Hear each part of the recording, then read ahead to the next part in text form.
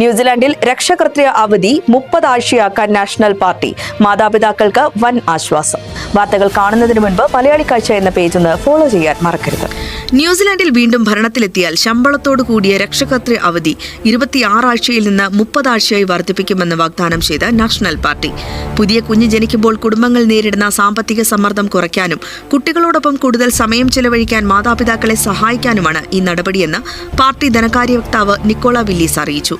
ഘട്ടം ഘട്ടമായി ആയിരിക്കും ഈ മാറ്റം നടപ്പിലാക്കുക.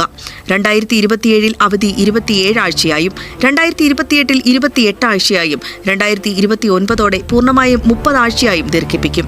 ഇതിനു പുറമെ നിലവിലെ കർശനമായ നിയമങ്ങളിൽ ഇളവ് വരുത്തിക്കൊണ്ട് മാതാപിതാക്കൾക്ക് രണ്ടുപേർക്കും ഒരേ സമയം അവധിയെടുക്കാനോ അല്ലെങ്കിൽ തങ്ങളുടെ സൗകര്യത്തിനനുസരിച്ച് അവധി വിഭജിച്ചുപയോഗിക്കാനോ ഉള്ള സ്വാതന്ത്ര്യവും നാഷണൽ പാർട്ടി വാഗ്ദാനം ചെയ്യുന്നുണ്ട്.